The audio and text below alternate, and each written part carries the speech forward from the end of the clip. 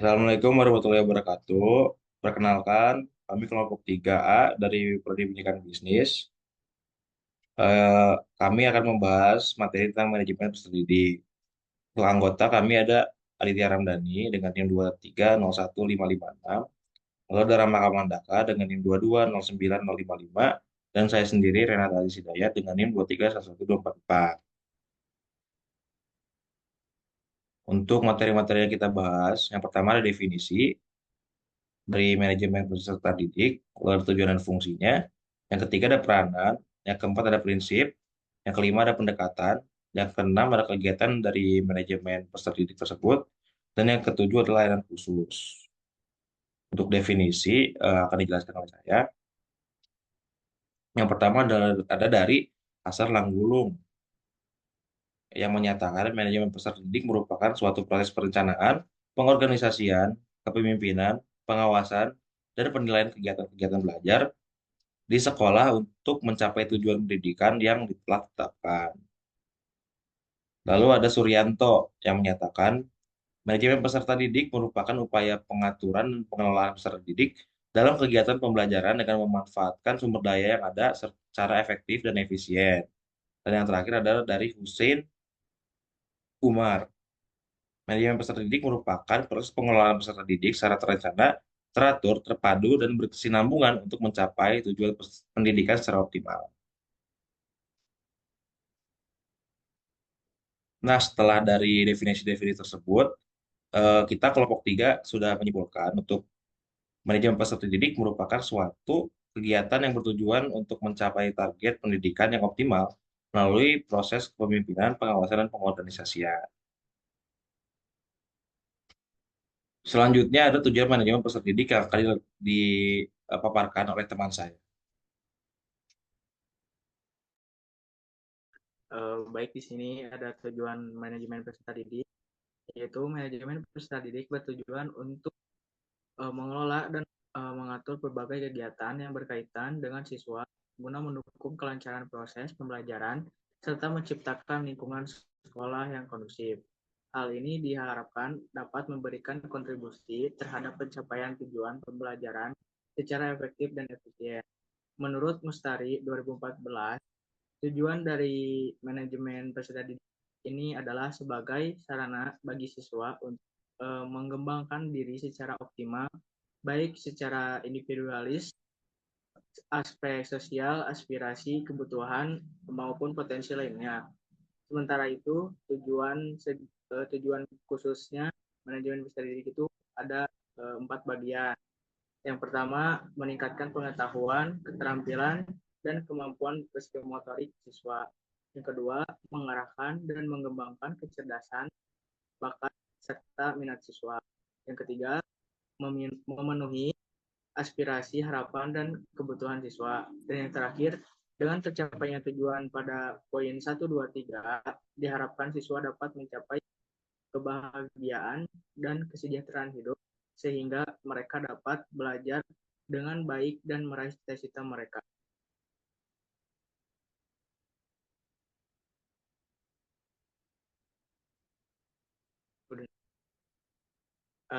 Ada fungsinya, yaitu fungsi manajemen peserta didik adalah sebagai sarana bagi siswa untuk mengembangkan diri secara optimal, baik dari aspek individual,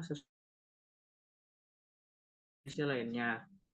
Hal ini sesuai dengan penjelasan yang disampaikan oleh Imron yang menyebutkan bahwa secara umum fungsi manajemen peserta didik adalah sebagai wadah bagi siswa untuk mengembangkan diri secara maksimal dalam hal individualitas, sosial, aspirasi, kebutuhan, dan potensi lainnya. Berdasarkan penjelasan tersebut, fungsi manajemen peserta didik ini secara lebih rinci adalah sebagai berikut.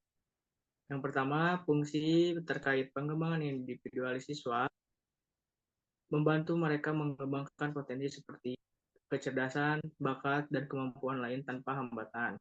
Yang kedua, fungsi terkait pengembangan sosial, siswa membantu mereka bersosialisasi dengan teman, teman sebaya, keluarga, dan masyarakat. Yang ketiga, fungsi terkait penyaluran aspirasi dan harapan siswa, memungkinkan mereka menyalurkan hobi, minat, dan kemampuan dan kenangan untuk mendukung perkembangan dirinya. Yang keempat, fungsi terkait pemenuhan kebutuhan dan kesejahteraan siswa membantu mereka hidup sejahtera yang kemudian mendorong mereka peduli terhadap kesejahteraan orang lain.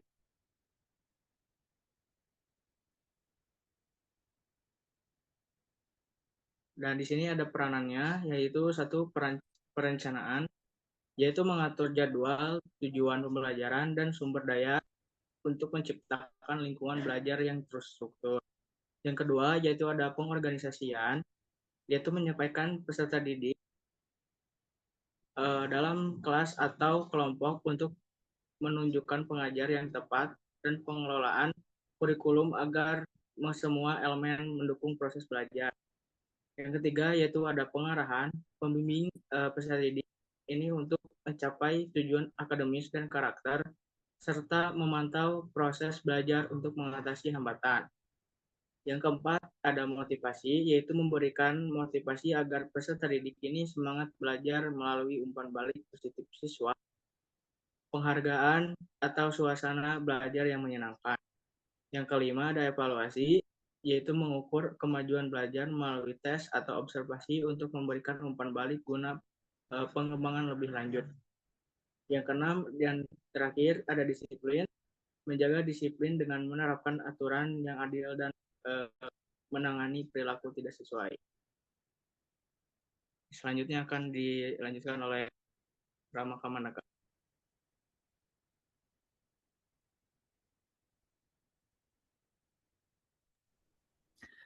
Lalu di sini ada prinsip. Yang pertama ada prinsip keadilan. Menurut Suharsini Arikunto pada tahun 2009, dalam bukunya Manajemen Pendidikan, setiap siswa harus diperlakukan secara adil tanpa membedakan latar belakang sosial, ekonomi, atau kemampuan akademik. Keadilan ini yang berarti memberikan kesempatan yang sama bagi setiap siswa untuk berkembang. Prinsip keadilan ini penting untuk menciptakan lingkungan yang inklusif dan memberikan hak yang sama pada semua siswa. Baik, selanjutnya ada prinsip. Yang pertama ada prinsip keadilan. Menurut Suharsini Arikunto dalam bukunya Manajemen Pendidikan, setiap siswa harus diperlakukan secara adil, tanpa membedakan latar belakang sosial, ekonomi, atau kemampuan akademik.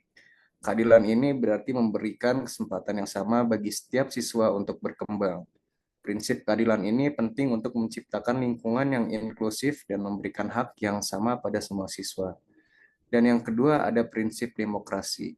Dalam buku The School and Society oleh John Dewey, dijelaskan bahwa demokrasi dalam pendidikan menciptakan ruang untuk dialog dan partisipasi aktif siswa dalam pembelajaran. Siswa harus diberikan kesempatan untuk terlibat dalam pengambilan keputusan yang berkaitan dengan proses belajar mengajar, terutama dalam hal yang langsung mempengaruhi mereka. Dan yang terakhir ada prinsip individualitas. Menurut Bloom, dalam Taxonomy of Educational Objective menekankan pentingnya memperhatikan kebutuhan individual dalam pendidikan agar setiap siswa dapat mencapai potensi maksimalnya. Manajemen peserta didik harus menghargai perbedaan individual dalam hal kemampuan, minat, dan gaya belajar. Guru perlu memberikan perhatian pada kebutuhan unik masing-masing siswa. Selanjutnya akan dijelaskan oleh rekan saya Adit. Nah, di sini juga ada pendekatannya. Yang pertama yaitu ada pendekatan kualitatif. Pendekatan ini itu lebih fokus pada aspek administratif dan birokrasi sekolah.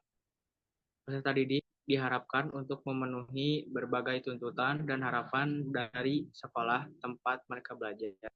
Asumsi dari pendekatan ini adalah bahwa peserta didik akan berkembang dan mencapai tujuan mereka jika dapat mematuhi aturan-aturan seperti kehadiran yang teratur, menyelesaikan tugas-tugas yang diberikan oleh guru, serta memenuhi ekspektasi sekolah. Yang kedua, ada pendekatan kualitatif, yaitu lebih menekankan pada kesejahteraan peserta didik. Jika pendekatan kualitatif sebelumnya bersetujuan agar peserta didik mampu, maka pendekatan kualitatif ini berfokus pada membuat peserta didik merasa bahagia. Asumsi dari pendekatan ini adalah bahwa jika peserta didik merasa bahagia dan sejahtera, mereka akan mampu belajar dengan baik dan termotivasi untuk mengembangkan diri di sekolah. Pendekatan ini juga menggarisbawahi pentingnya menciptakan lingkungan yang kondusif dan menyenangkan untuk mendukung pengembangan diri secara optimal. Dan yang terakhir, yang ketiga, ada pendekatan kuantitatif dan kualitatif. Pendekatan ini menggabungkan pendekatan kuantitatif dan kualitatif. Mixed approach ini menekankan bahwa peserta didik tidak hanya diwajibkan memenuhi tuntutan administratif dan birokratis di sekolah, tetapi juga didukung dengan insentif lain yang memenuhi kebutuhan dan kesejahteraan mereka. Misalnya, peserta didik diminta untuk mematuhi aturan sekolah dan menyelesaikan tugas-tugas. Namun hal ini didukung oleh lingkungan yang kondusif yang diciptakan di sekolah. Selanjutnya akan dilanjutkan oleh rekan saya.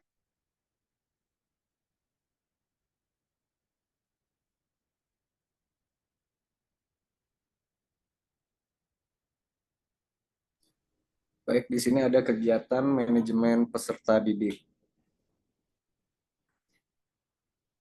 yang terdiri dari analisis kebutuhan, rekrutmen, dan seleksi. Dan saya akan menjelaskan tentang analisis kebutuhan.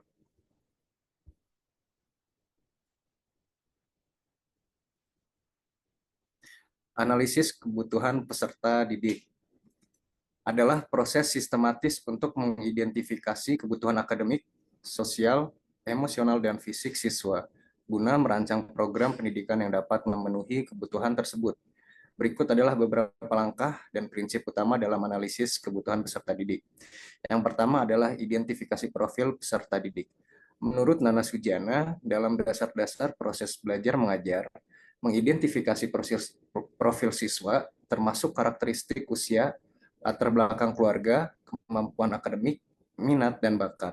Ini membantu dalam memahami perbedaan individual siswa. Penting untuk mengenali karakteristik peserta didik karena hal ini mempengaruhi bagaimana siswa menyerap materi pelajaran dan berinteraksi dalam lingkungan belajar. Dan yang kedua ada analisis kinerja akademik.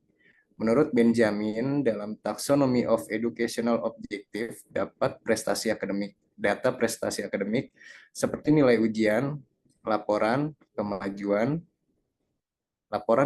dan hasil penilaian formatif digunakan untuk mengidentifikasi siswa yang membutuhkan dukungan tambahan atau percepatan dalam proses belajar.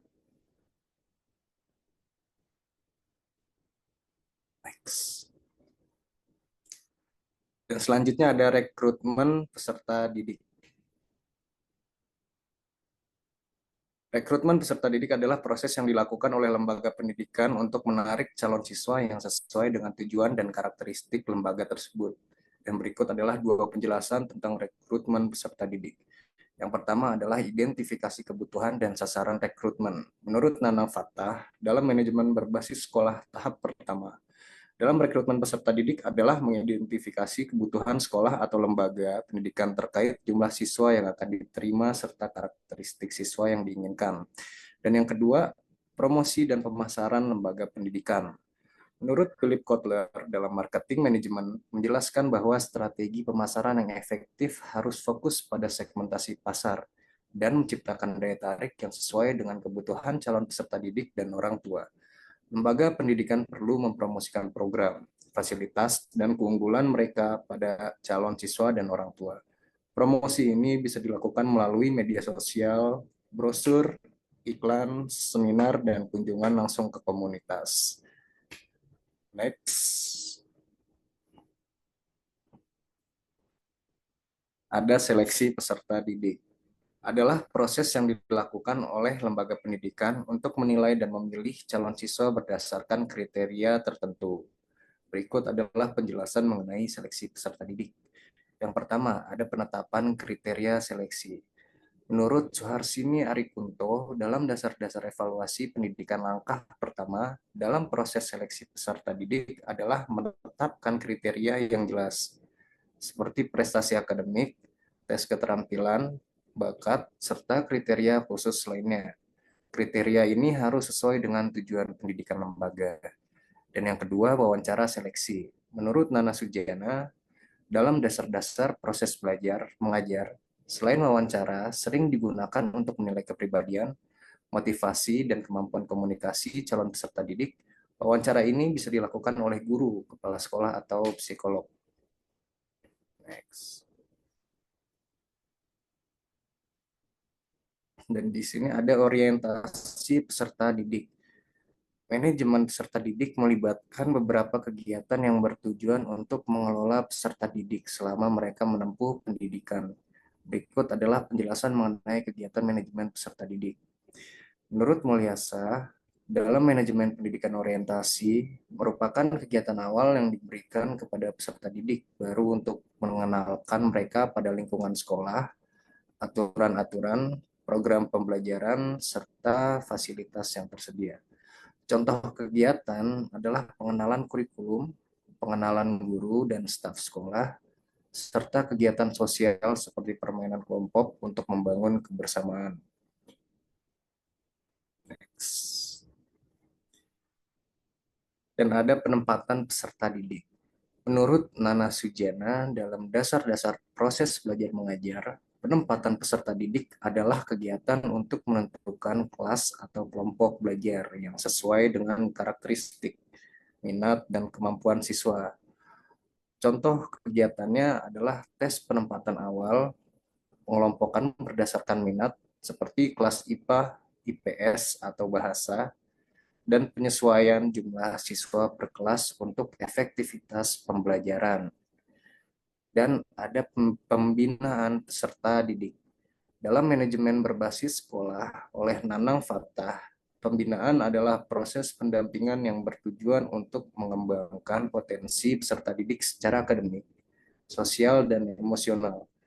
Dan contoh kegiatannya adalah layanan bimbingan dan konseling untuk menangani masalah pribadi atau akademik, kegiatan disiplin untuk menjaga kedisiplinan siswa, dan pengawasan prestasi. Next.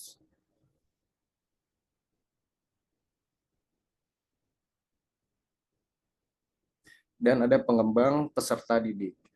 Menurut Howard Gardner, dalam Frames of Mind, The Theory of Multiple Intelligence, pengembangan peserta didik adalah kegiatan untuk membantu siswa mencapai potensi maksimal mereka dalam bidang akademik maupun non-akademik.